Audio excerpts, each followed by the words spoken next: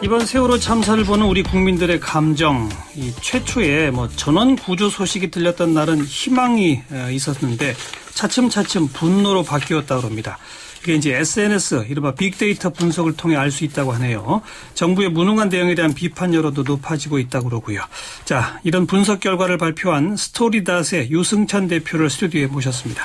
유 대표님 어서 오십시오. 네, 안녕하세요. 이건 뭘 대상으로 어떤 분석을 하신 거죠?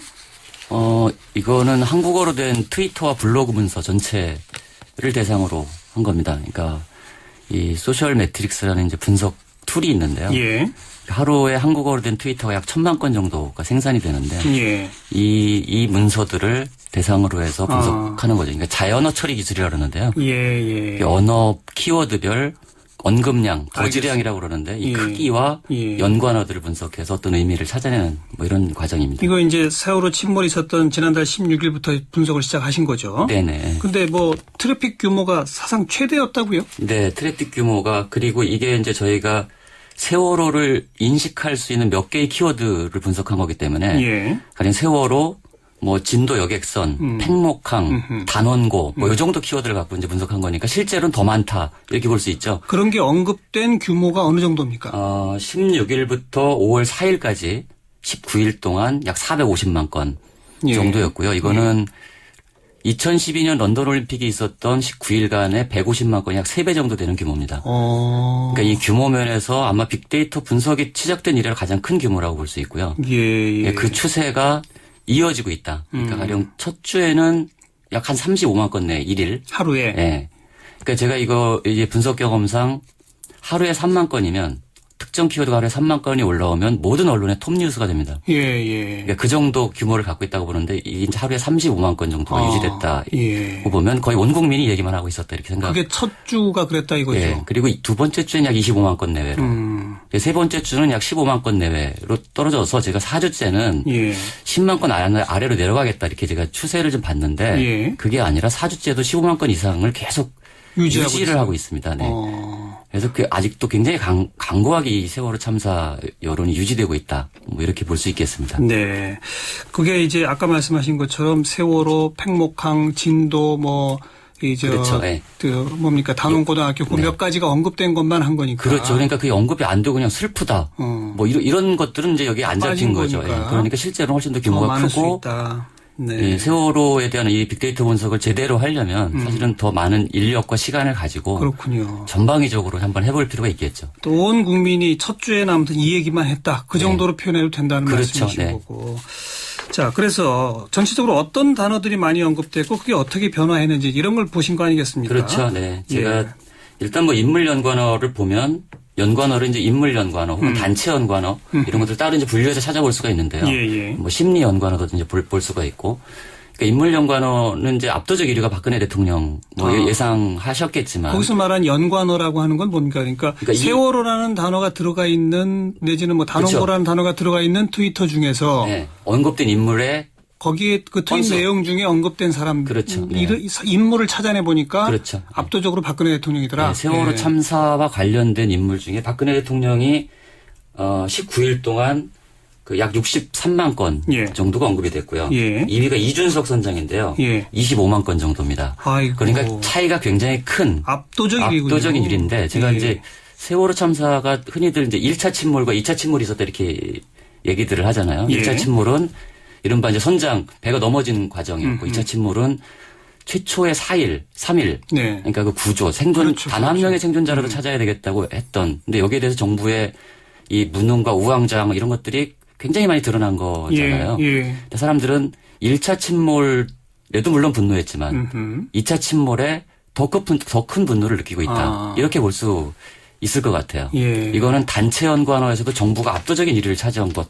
그러니까 정부, 청와대, 이런 데가 압도적인 1위를 차지한 것이 이것들을 뒷받침하고 있다 이렇게 볼 수 있겠습니다. 그런데 그런 게 사건 발생 한 며칠째를 기점으로 약간 변화가 있다면서요? 그건 어떤 겁니까? 제가 심리 연관어들을 이제 이게 사건이 원래 긴박하니까 이틀씩 단위로 한번 끊어서 한번 살펴봤어요. 16일, 17일, 그 다음에 18일, 19일. 그럼 이게 어떻게 이동을 했는지 사람들의 이 관점이. 그래서 첫 16일, 17일 날은 어떤 안타깝다가 10년간은 1위에 올라왔었어요. 안타깝다. 네, 안타깝다. 그리고 희망을 갖자. 단 한 명이라도 구하자. 예. 애타다. 기다리다. 아. 뭐 이런 것들이 이제 올라왔었는데 예. 이틀이 지나고 나니까 기적이라는 키워드가 올라옵니다. 그렇죠. 기적을 바라는 거예요. 그렇죠, 이제 그렇죠. 이틀이 지나니까 예.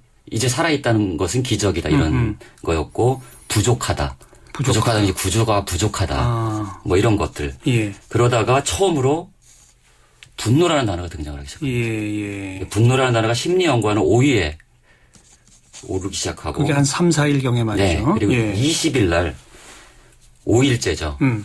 분노라는 단어가 압도적 1위를 차지합니다. 1등으로? 네. 압도적 1위를 차지하고. 그러니까 첫 하루 이틀 사이에는 분노란 단어가 아예 없었군요. 네, 없었어요. 그때는 사람들이 기적, 희망, 안타까움 이런 것들을 이제 계속 표시하다가 이 정부 구조 과정이 미흡하고 이 실제로 이 애타는 그 희생자 가족들 그래 그런 정서들이 이제 이게 공감이 되기 시작한 거죠. 이제 감정이입도 되고 뭐 여러 가지. 분노가 꾸준히 이렇게 이제 높은 그 이 언급량을 기록하다가 24일에 가서야 처음으로 추모라는 단어가 이제 올라오기 시작합니다. 그러니까 이 사람들이 그전엔 추모를 하기가 싫었던 거야. 그렇죠, 그렇죠. 한 명이라도 살아오기를 기다렸던 마음이 24일이 돼서야 추모라는 말이 올라오기 시작하고 그래서 30일부터는 추모가 참사 뒤에 심리연구는 1위로 오르고 그 다음은 다 계속 분노가 차지하는 뭐 이런 양상을 보였습니다. 예. 하긴 고날 때까지는 추모할 정신도 없었을 거예요. 네, 그렇죠. 예. 우선 뭐 워낙 정신이 없고 경황이 없으니까 모든 국민이 그러다가 이제 좀 추모의 마음도 생기고 하지만 속으로는 또 분노가 생기고 뭐 이런 어떤 그런 것이었겠군요. 그래서 제가 오늘 이제 이 방송 때문에 분노가 도대체 어느 정도로 확장된 건지를 보기 위해서 세월호 참사 이전의 23일과 이후 세월호 참사 이후 23일 지금 23일이 됐으니까 분노라는 키워드가 얼마나 언급이 되는지 한번 조사를 해봤습니다. 그거는 이제 세월호와 관계없이 그냥 분노라는 키워드만 갖고. 전체 트윗과 블로그 중에서 분노가 들어가 있는 거. 예, 그렇죠. 그랬더니 세월호 참사 이전에는 약 8만 5천 건 정도가 분노 키워드가 잡혔어요. 참사 이후 23일 같은 기간인데 48만 건이 넘는 키워드가 잡혔습니다. 6배에 달하는 이런 이 분노의 감정들이 늘어났다. 그래서 지금 이 우리나라 국민들은 슬픔과 이 분노 그리고 추모 그다음에 또 한 가지가 의혹이라는 단어들이 계속 올라오고 있거든요. 의혹.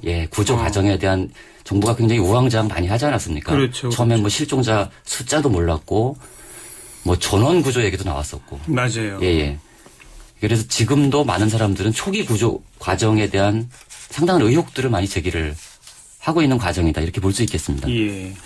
그래서 이제 인물로는 박근혜 대통령 그리고 단체로는 정부, 그렇죠. 뭐 해경, 청와대 뭐 이런 것들이 많을 것이고요.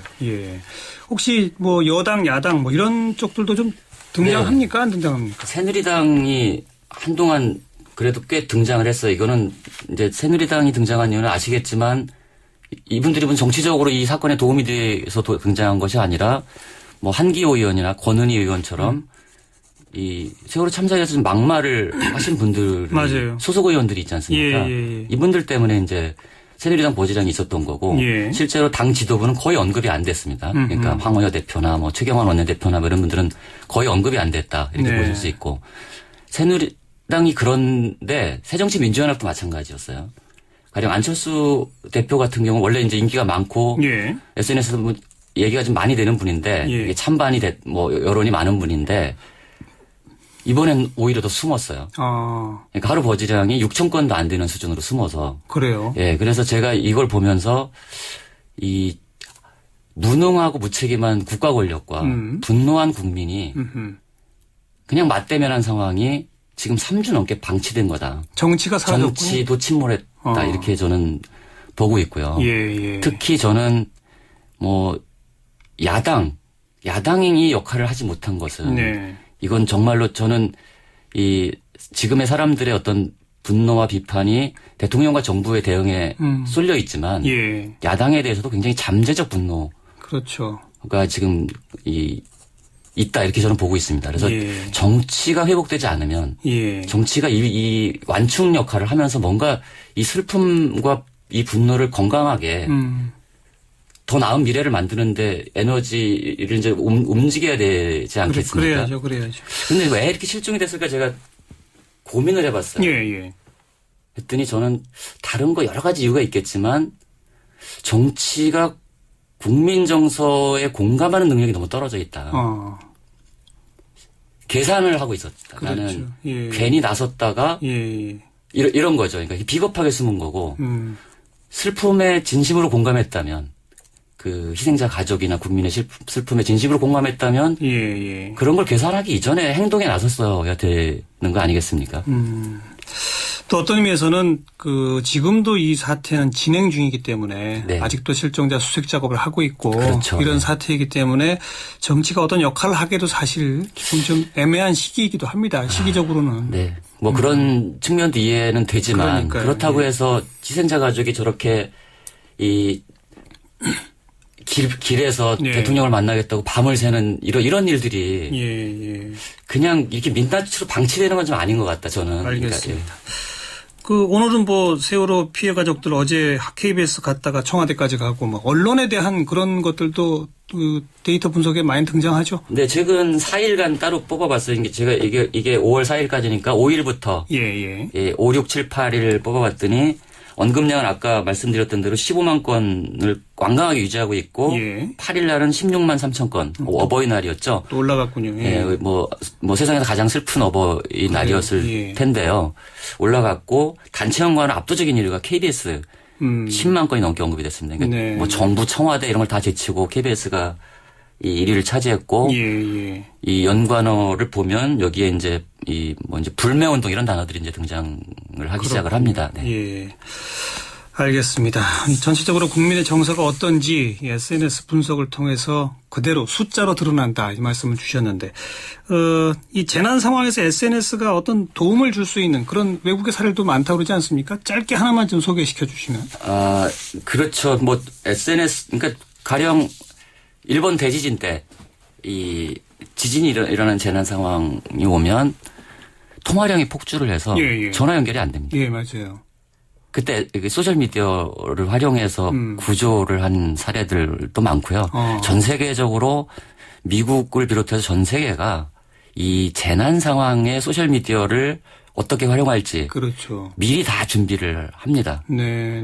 그러니까 우리는 지금 소셜미디어 상에 허위 사실 얘기를 하고 있는데 소문은 어디나 존재를 하고 그러니까 그래서 그건 좀 지엽적인 거고 사실. 그러니까 소문을 가령 비교해서 이게 사실인지 아닌지를 빨리 규명하는 정부 기관들도 생기고 있습니다. 이 재난 상황에서는 소문이 날 수밖에 없는데. 알겠습니다.